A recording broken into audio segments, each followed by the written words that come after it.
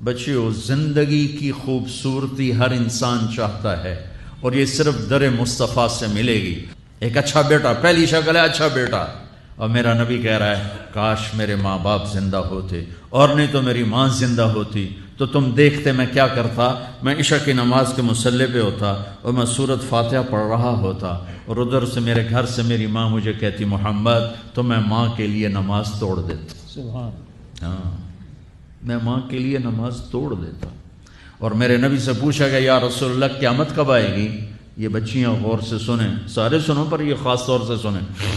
آپ نے کہا اللہ کو پتہ ہے، کہ یا رسول اللہ کوئی نشانی بتا دیں۔ تو آپ نے کہا جب بیٹیاں بھی ماؤں کو ذلیل کریں گی تو قیامت آئے گی۔ جب بیٹیاں بھی ماؤں کو ذلیل کریں گی تو قیامت، ان تلد الامۃ ربتہا، جب ماں کے ساتھ بیٹیاں نوکر جیسا سلوک کریں گی، نوکرانی جیسا سلوک کریں گی تو قیامت کے نکارے پہ چوٹ پڑ کے رہے گی۔ یہ نہیں کہا جب کفر پھیل جائے گا اور جب اسلام مٹ جائے گا، حالانکہ قیامت اس وقت آئے گی جب دنیا میں ایک مسلمان باقی نہیں رہے گا۔ یہ واقعہ کی سنگینی کو بتانے کے لیے فرمایا جب ماؤں کو ذلیل کیا جائے گا قیامت آ جائے گی۔ میرے نبی نے فرمایا عمر تیرے دور میں ایک شخص آئے گا اویس،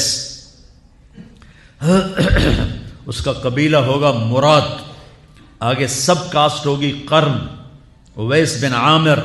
اسے دعا کروانا، وہ کالے رنگ کا ہوگا، چھوٹے قد کا ہوگا، اور اس سے دعا کروانا، دعا تو بھی کروانا، علی تو بھی کروانا، علی اور عمر اویس ان کے لیے دعا کریں۔ انہوں نے پوچھا کیوں؟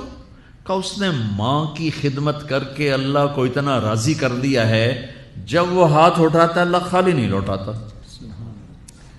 اللہ کی قسم عمر و علی کو اویس کی دعا کی ضرورت نہیں تھی، امت کو پیغام دینا تھا کہ مائیں ذلیل ہو رہی ہیں آج، اور باپ جوان اولاد سے چھپتے پھر رہے ہیں۔ تو میرے رب، میرے نبی نے یہ آگے پیغام دینا تھا کہ نبی ہو کر، رسول ہو کر کہہ رہے ہیں کاش ماں ہوتی تو میں اس کے لیے نماز توڑ دیتا۔ آپ کو 8 عورتوں نے دودھ پلایا والدہ سمیت، ان میں ایک ام ایمن بھی ہیں، آپ کے والد کی باندی۔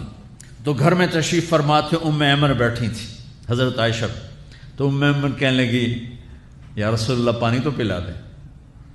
تو اللہ کے نبی ایک دم اٹھے، تو حضرت عائشہ ناراض ہو گئی، ام ایمن اللہ کا رسول کو کہتی پانی پلا، تو اور کیوں نہ کہوں، میرا بیٹا ہے، میں نے دودھ پلایا ہے۔ تو حضرت میرے نبی نے کہا ہاں ہاں عائشہ یہ میری ماں ہے، اس کا میں نے دودھ پیا ہے۔ آپ اٹھے، گھڑے میں سے پانی بھر کے یوں دونوں ہاتھوں سے حضرت ام ایمن کو پیش کیا جو حبشی باندی تھی، چونکہ دودھ پیا ہے تو ماں کا لفظ صادق آ گیا۔ تو بجائے اس کے کہ برا مناتے، آپ خادم بن کے اپنی ماں کو، دودھ پلانے والی ماں کو آپ نے، حضرت حلیمہ سعدیہ تشریف لائیں، آپ نے اپنی چادر بچھا کر اس کے اوپر بٹھایا۔ ہمیں پیغام دینا تھا، آنے والے زمانوں میں یہ ہونا تھا۔ سبحان اللہ۔ امام ابو حنیفہ کا نام تو سب کو معلوم ہے نا۔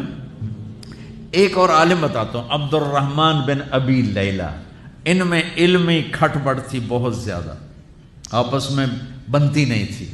تو ابو حنیفہ جیسی ہستی جن کے کروڑوں فالوور آج ہیں، ان کی ماں کہتی نعمان یہ مسئلہ ہے، جا کے عبد الرحمن سے پوچھ کے آ۔ زندگی میں ایک دفعہ نہیں کہا ماں جی میں اس کو بڑا عالم ہے میرے کو پوچھ لو، کہا اچھا ماں جی، اپنی چادر اٹھاتے اور پہنچ جاتے دروازے پہ دستک دے کے بھائی مجھے میری اماں نے بھیجا ہے، آپ اس پہ فتویٰ، حالانکہ ان کی اپنی رائے اس کے خلاف ہوتی تھی، لیکن ماں کے احترام میں جا کر ان سے مسئلہ پوچھتے جن سے روزانہ مناظرہ ہوتا تھا، روزانہ کھٹ پٹ ہوتی تھی علمی، ماں نے کہہ دیا جا کر ان سے پوچھ کے آتے تھے، اپنی اتنی بڑی علمی قدر و منزلت کو ایک طرف رکھ دیتے تھے، نہیں میری ماں نے مجھے کہا ہے۔ تو آپ سب نوجوان ہو، ماں باپ زندہ ہیں تو ان کی دعا لو، آہ نہ لو، دعا لو۔